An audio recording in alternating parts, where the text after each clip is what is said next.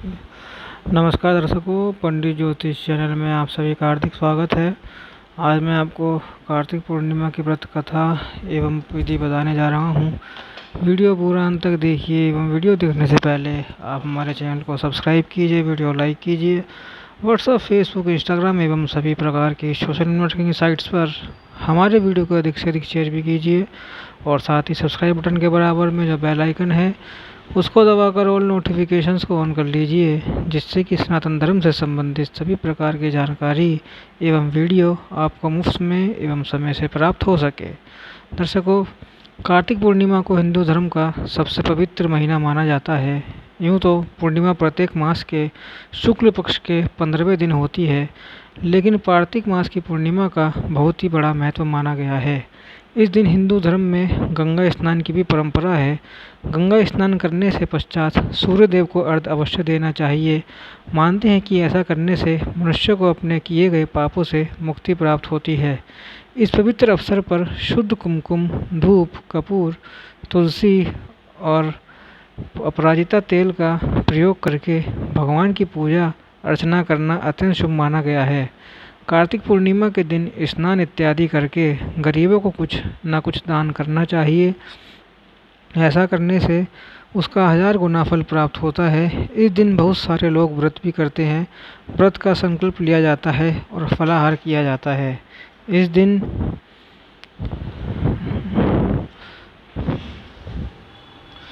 भगवान विष्णु और माँ लक्ष्मी की पूजा की जाती है। कई जगहों पर भगवान श्री कृष्ण के विग्रह की भी पूजा की जाती है। इस विशेष दिवस पर भगवान शिव की भी पूजा करने का विधान है, क्योंकि उन्होंने आज के ही दिन तारकासुर नामक राक्षस का वध किया था।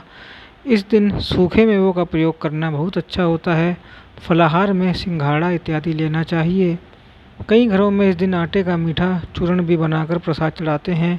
चावल या मखाने की खीर का भी प्रसाद चढ़ाते हैं। कई घरों में बिना लहसुन प्याज का साधारण भोजन भी बनाकर खाते हैं। कार्तिक के महीने में उड़द, मूंग, मसूर, चना, मटर, राई खाना भी वर्जित बताया गया है। कार्तिक मास के पवित्र महीने में मांसाहार का सेवन नहीं करना चाहिए। कहा जाता है कि कार्तिक माह में भगवान विष्णु पानी में रहते हैं। अब आइए सुनाता हूँ कार्तिक पूर्णिमा की व्रत कथा। एक पौराणिक कथा के अनुसार तारकासुर नामक एक राक्षस था। उसके 3 पुत्र थे, तारकक्ष, कमलाक्ष और विद्युन्माली। तारकासुर बहुत ही बलवान था। उसने धरती व स्वर्ग पर अपना आतंक मचा रखा था, जिससे परेशान होकर देवताओं ने भगवान शिव से उसका अंत करने के लिए प्रार्थना की। उनकी प्रार्थना सुनकर भगवान शिव ने तारकासुर का वध किया। इससे देवता बड़े प्रसन्न हुए।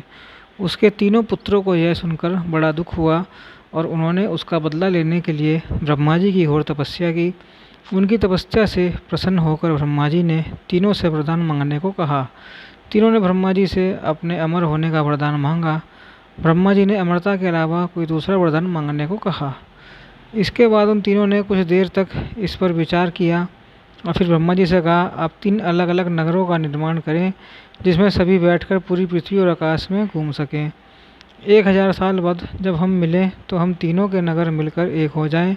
जो देवता तीनों नगरों को एक ही बाण में नष्ट करने की क्षमता रखता हो, वही हमारी मृत्यु का कारण बने। उन सबकी नज़र में यह एक असंभव कार्य था। उन्हें वह वरदान ब्रह्मा जी के निर्देशानुसार मय दानव ने उनके लिए 3 नगरों की स्थापना की। तारकक्ष के लिए सोने का, कमलाक्ष के लिए चांदी का, विद्युन्माली के लिए लोहे का नगर बनाया गया। तीनों ने मिलकर तीनों लोगों पर अपना अधिकार जमा लिया। इंद्र देवता इन तीनों राक्षसों से बहुत भयभीत हुए और भगवान शंकर की शरण में गए। इंद्र की बात सुनकर भगवान शिव ने इन दानवों का नाश करने के लिए एक दिव्य रथ का निर्माण किया। इस दिव्य रथ की एक एक चीज़ देवताओं से बनवाई गई थी। चंद्रमा और सूर्य से पहिए बने। इंद्र, वरुण, जम और कुबेर रथ के 4 घोड़े बने। हिमालय धनुष बने और शेषनाग प्रत्यंचा बने। भगवान शिव खुद बाण बने और बाण की नोक अग्निदेव स्वयं बने। इस दिव्य रथ पर भगवान शिव स्वयं सवार हुए। देवताओं से बने इस रथ और तीनों भाइयों के बीच भयंकर युद्ध हुआ। युद्ध करते समय प्रभु लीला से एक ऐसा समय आया जब तीनों रथ एक ही सीध में आ गए। जैसे ये तीनों रथ एक ही सीध में आए, उसी समय भगवान शिव ने अपने बाण छोड़े और तीनों का नाश कर दिया। इसी वध के बाद भगवान शिव को त्रिपुरारी कहा जाने लगा था। इस प्रकार यह कार्तिक पूर्णिमा की व्रत कथा संपूर्ण हुई। बोलो श्री सत्यनारायण भगवान की जय। ओम नमो नारायणाय। ओम नमो भगवते वासुदेवाय।